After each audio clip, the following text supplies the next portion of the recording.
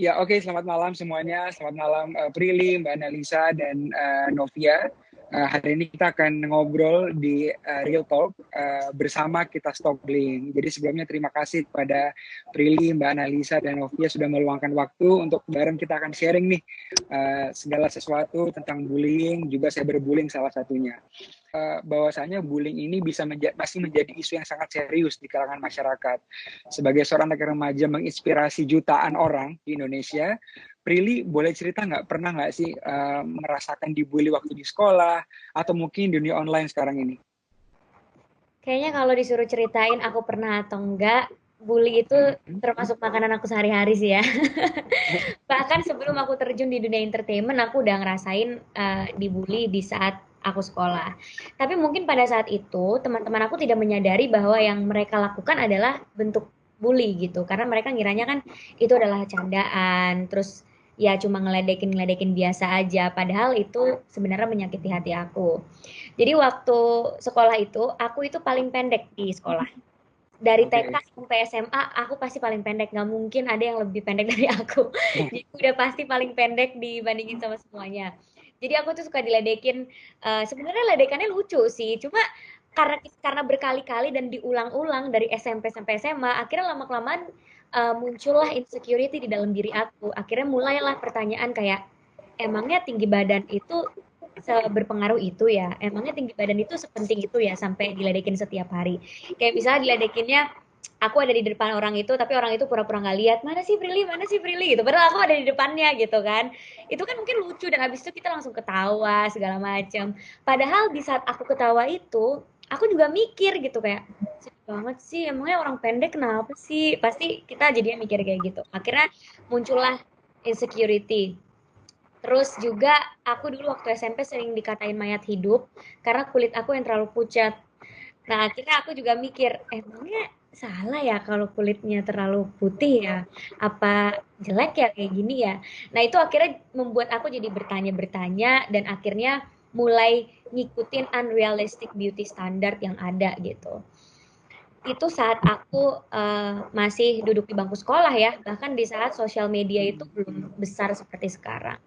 Nah, pas aku terjun di dunia entertainment, bulian itu udah pasti lebih sering dibandingkan dulu waktu sekolah. Dulu waktu sekolah paling cuma di lingkungan sekolah aja, tapi setelah itu ya nggak ada lagi gitu. Mungkin Prilly bisa cerita nggak sih sama Novia juga nanti ini gimana caranya akhirnya bisa bangkit dan ya udah bully selesai dan terus menunjukkan versi diri yang terbaik.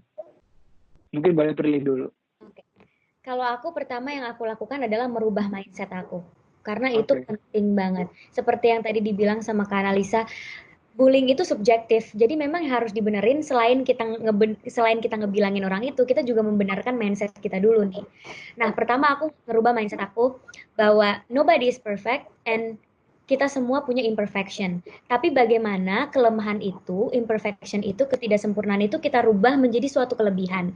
Jadi dicari gitu sisi positifnya. Kayak misalnya, oke, aku pendek, tapi sisi positifnya sampai sekarang aku selalu peran 16 tahun. Padahal aku udah 23 tahun. Itu jadi sisi positifnya. Dicari terus sisi positifnya. Jadi kita jangan fokus sama sisi negatifnya aja. Wah, pendek, paling kecil, tapi dicari apa sih kelebihan yang orang nggak terlalu tinggi punya, yang orang tinggi nggak punya, itu kita fokus di situ. Sama belajar mencintai diri sendiri. Jadi aku tuh mulai uh, mencari dan harus banget menemukan apa sih value yang kita punya di dalam diri kita selain penampilan fisik. Ya. Kayak misalnya kita harus tahu, it's okay walaupun mungkin aku nggak secantik cewek-cewek di luar sana, tapi aku bisa punya kemampuan belajar, aku bisa belajar apapun yang aku mau, dan aku bisa ambisius sama pekerjaan aku kerja keras dalam hidup aku. Maksudnya cari sesuatu yang selain penampilan fisik, sehingga kalau orang ngebully kita tentang penampilan fisik kita, body shaming terus menerus, kita nggak akan sakit hati karena kita tahu value yang kita punya within ourselves apa selain penampilan fisik, dan merubah ketidaksempurnaan itu menjadi kelebihan kita. Jadi memang itu dirubah gitu mindsetnya, tapi memang itu nggak mudah. Perlu waktu yang lama banget untuk bisa menerima diri kita sendiri gitu. perlu waktu yang lama banget untuk bisa melawan rasa insecurity itu. Dan memang harus diperlukan support system. Jadi selain aku merubah mindset, aku juga memfilter lingkungan dan pertemanan aku. Teman-teman yang aku rasa toksik dan aku rasa tidak mensupport aku di saat aku merasa sedih, di saat dibully dan apa itu lama-lama aku jauhin gitu.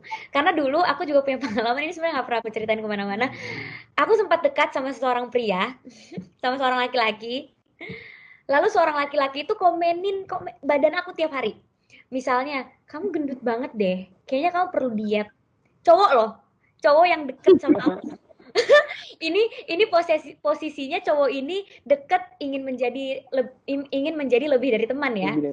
Jadi kan kita pasti ekspektasinya cowok itu harusnya malah komplimen kita, nge-treat kita sebagai wanita yang seharusnya gitu. Tapi dia setiap hari komentarin badan aku, bahkan dia nyuruh aku ke dokter untuk merubah bentuk badan, untuk merubah bentuk muka aku.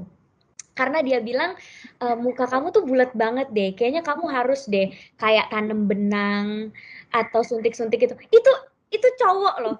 Dan tau sih, itu aku nangis hampir setiap hari. Selama aku deket sama dia, aku deket sama dia kayak sebulan. Itu sebulannya aku nangis setiap aku ngaca. Karena aku yang kayak, masa sih cowok yang deket sama aku, yang pengen lebih dari temen, bisa-bisanya ngomentarin fisik. Berarti emang fisik aku apakah sangat mengganggu sekali, apakah emang aku jelek banget, apakah emang aku gendut banget. Nah, orang-orang kayak gitu yang harus kita singkirkan dalam hidup kita. Makanya selain merubah mindset, aku juga langsung memfilter orang-orang kayak gitu. Orang-orang yang tidak bisa menghargai kita, yang semudah itu mengucapkan kata-kata yang sebenarnya bisa menyakiti hati kita, itu kita jauhin aja gitu. Karena yang paling paling penting selain mindset kita, itu adalah orang-orang di sekeliling kita penting banget. Itu yang aku lakukan sekarang. Bener-bener pertemanan aku filter, ngerubah mindset setiap hari. Akhirnya sekarang kalau ada yang bully, aku udah lebih cuek dan akhirnya aku anggap itu angin lewat aja. Karena I understand my value beside physical appearance dan aku tahu orang-orang di sekeliling aku itu lebih mencintai aku gitu. Mungkin boleh nggak sih disampaikan Mbak Ana, Prilly, Novia juga pesan kepada anak-anak muda Indonesia semua yang menonton kita malam ini hari ini gitu, gimana caranya kita bisa bersama-sama untuk memberhentikan bullying, untuk stop bullying dimanapun, di lingkungan manapun. Mungkin dari Prilly, Mbak Ana, lalu Novia. Silakan. Oke. Pertama, di era sekarang ini, seperti yang tadi aku bilang, kita harus tahu value kita apa beside physical appearance. Dan kita juga harus tahu Tuhan menciptakan manusia itu nggak ada yang bentuknya sama. Jadi nggak ada yang namanya standar kecantikan di dunia ini. Nggak ada. Semuanya cantik dengan cara masing-masing. Jadi jangan pernah kita jatuh cuma gara-gara dikomentarin soal fisik. Karena ya Tuhan memang sesempurna itu menciptakan manusia beda-beda. Nggak mungkin semuanya sama bentuknya kayak gitu semua. Ada yang pendek, ada yang tinggi, ada yang berisi, ada yang kurus. Itu memang udah ketentuan Tuhan dan kita harus mensyukuri itu. Dan Tuhan memberikan hidup ke kita, itu ada alasannya. Jadi yang harus kita lakukan adalah menjaga kehidupan yang udah Tuhan kasih ke kita. Bukannya malah merusaknya hanya karena cobaan atau ujian yang dikasih Tuhan. Aku selalu percaya kalau Tuhan kasih kita ujian, seperti kita dibully sama orang, kita down, kita ngerasa depresi, itu adalah cara Tuhan untuk ingetin kita kalau kita sebenarnya adalah orang-orang yang beruntung karena masih diingetin, karena masih dipeduliin sama Tuhan. Hey, masih peduli loh, ada Tuhan loh di sini, nggak dibiarin gitu aja loh, masih dikasih ujian loh. Ya kayak misalnya kalau kita sekolah, pasti kalau kita lulus kita harus ujian dulu. Nggak mungkin kita tiba-tiba lulus gitu aja tanpa ujian kan. Begitu juga kehidupan. Terus jangan pernah bosan untuk melakukan hal positif, jangan pernah bosan untuk jadi produktif. Apalagi di saat sekarang ini, walaupun kita sedang mengisolasi diri kita, tapi jangan sampai kita mengisolasi kreativitas kita. Jadi masih banyak hal yang bisa kita lakuin di era seperti sekarang ini dengan kemudahan seperti sekarang ini dengan adanya teknologi, dengan adanya platform-platform baru yang bisa kita jadikan alat kita komunikasi sama orang, alat kita untuk berkarya. Jadi jangan pernah bosan untuk berbuat hal yang positif. Dan lakukan apa yang membuat diri kita happy, bukan lakukan apa yang membuat orang lain happy. Jadi lakukan karena kita yang mau, karena kita yang butuh, bukan karena kita membutuhkan validasi orang lain. Karena buat apa kita mendapatkan validasi orang lain kalau kita nggak bahagia? Jadi kita harus cari dulu happiness kita itu apa, dan apa yang kita suka, apa yang berarti dan worth it menurut diri kita, baru orang lain. And we cannot please everybody, so don't worry. Kalau misalnya gagal, yang penting kita nggak pernah nyerah dalam hidup ini dan selalu bersyukur. Itu yang bisa aku sampaikan. Sure. Thank you, Prilly. Terima kasih. Di sekolah, lingkungan kerja, atau dimanapun, ini bisa lebih aman dan nyaman, dan kita bisa menjadi apa ya, versi diri kita yang paling baik, juga bisa mengekspresikan diri kita sendiri, masing-masing gitu. Dan juga saya mau mengingatkan kalau ini booklet Real Talk anti-bullying oleh Instagram dan Sudadong bisa di-download. We have it available on our website di www.sudadong.com. Nanti teman-teman boleh lihat di situ, lengkap sekali, bisa tahu fitur keamanan di Instagram itu seperti apa, untuk mencegah komen negatif seperti apa, dan gimana caranya teman-teman bisa keluar dari bullying tadi. Sekali lagi terima kasih buat semuanya, Prilly, Mbak Analisa, Novia. Buat teman-teman jangan pernah takut untuk menjadi diri sendiri. Kita semua spesial. Nah, buat yang pengen cerita-cerita, buat yang pengen curhat, boleh langsung share video ini, boleh langsung cerita di kolom komentar. Kami tunggu dan semoga ini bisa membawa manfaat bagi banyak orang. Terima kasih buat semua bicara, terima kasih buat semuanya yang sudah menonton, dan sampai jumpa. Terima kasih. Terima kasih. Thank you, Yori, dan juga Yeah. Nova. Terima kasih sama-sama. Terima kasih.